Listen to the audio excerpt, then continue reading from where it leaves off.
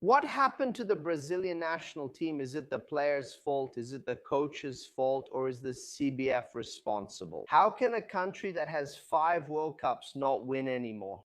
I saw players like Romario, Ronaldo, Ronaldinho, Rivaldo, and now I have to watch these guys. Why? Why? Yeah, these questions run through Brazilians' minds every 4 years, and this time it came back in a really painful way. A depressing loss to yet another average European team, Norway. Who even is Norway? Brazil lost in the round of 16. The worst result since the 1990 World Cup, when they also fell to Argentina in the round of 16. Canidia's goal, my first World Cup. Imagine a child watching Brazil lose to Argentina. A traumatized child. That's the feeling I have today about the children who watched Brazil against Norway. Brazil fell to a ghost that never stopped haunting us. We've never beaten the Nordics. How is that even possible? But that feeling remains. Could it be different this time? Could we go further in the World Cup? The truth is, this discussion involves many aspects and perspectives. And then we have to go back to the players' childhoods. When soccer started to evolve tactically, what did we always rely on? Our individuality, our talent. But today, soccer has changed. Every country develops players from the age of 8. Every child who dreams of becoming a soccer player goes through various processes. Performance analysis, psychology, biomechanics, data, cognitive training, it's a lot of things. Meanwhile, we think that just producing good players is enough. Revealing talents. Brazil has always faced tactical evolutions, and at certain times, we've had difficulties. During our longest drought of 24 years between the 1970 and 1994 World Cups, we had problems similar to the ones we have now. In 1974, Zagallo said that the Netherlands, who were leading one of the greatest revolutions in world football, total football, should fear us because we were the 3-time world champions and holders of the title. And that's not what happened. Brazil didn't even get a touch of the ball. The Netherlands dominated, that Netherlands of Cruyff, the Clockwork Orange, the Dutch Carousel.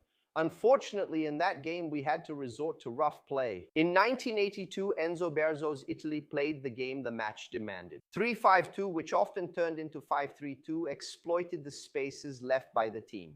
And you know the ending. Italy 3-2, Brazil eliminated. Tele made only one substitution that day. In 1990, Sebastião Lazzaroni led a team that had very little tactical impact. To this day, he is recognized as one of the worst coaches of the Brazilian national team. And finally, we reach a new golden era for the Brazilian team. The 3 consecutive finals between 94 and 2002.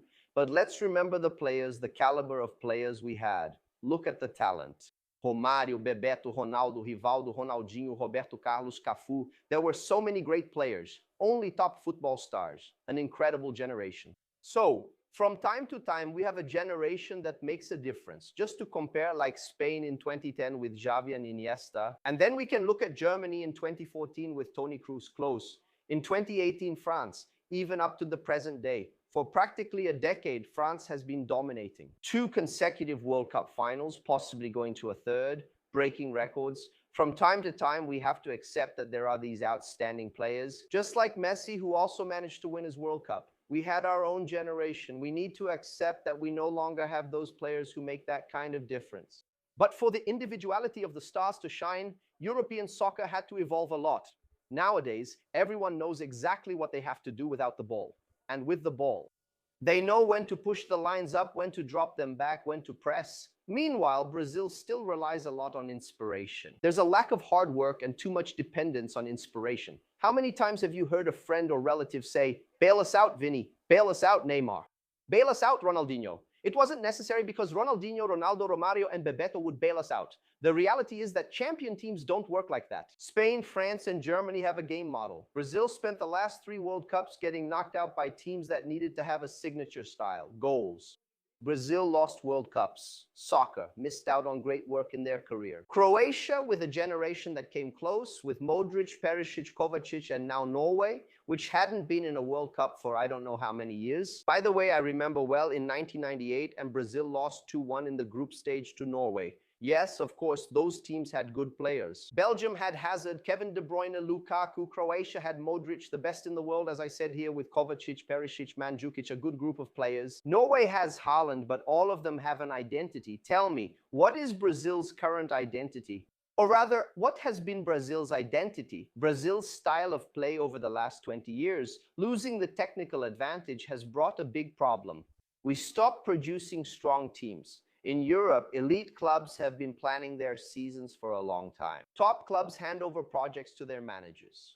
Here in Brazil, as soon as Sunday's game ends, everyone is already thinking only about Wednesday's match. Mikel Arteta, Arsenal's coach and Premier League champion, has been working for 7 years. He wouldn't have lasted 6 months if London were in Rio de Janeiro. Pepe Guardiola took 7 years to win a Champions League with Manchester City. What would have happened to Pepe Guardiola if Manchester were in São Paulo? Coaches are fired, projects are interrupted, ideas are discarded before they can mature and evolve. There is no continuity. The players dream of snow and wake up thinking about Europe. The best ones leave and the knowledge goes with them. The projects fall apart and patience runs out. Brazilian coaches get stuck in time. Until it gets to the point where we need to bring in a foreign coach because we don't see anyone capable of leading the greatest national team in the world. It's not the team that's in crisis. It's the ecosystem. It's player development. It's the management. It's the tactical side. It's the preparation. The ecosystem created the identity crisis, and I think that's the key word for this discussion. You look in the mirror and know who you are. The national team looks in the mirror and doesn't know who it is anymore. Are we going to look for someone to blame? Yes, that's natural in the process. Who made the mistake? Whose fault is it? The defender, the goalkeeper, the striker, the midfielder, the coach? Could it be the executive? It's unlikely we'll have the right answer because the right question isn't being asked. We need to ask why. Because we've been making mistakes for 20 years. We keep producing extraordinary talent. We need to turn them into a team, create a project that survives, that lasts, and we have to accept that tradition doesn't win championships anymore. The prestige of the jersey doesn't matter more than planning. Brazil didn't forget how to play soccer, but the world learned. And while the world learned, we thought the 5 stars would be enough. They weren't.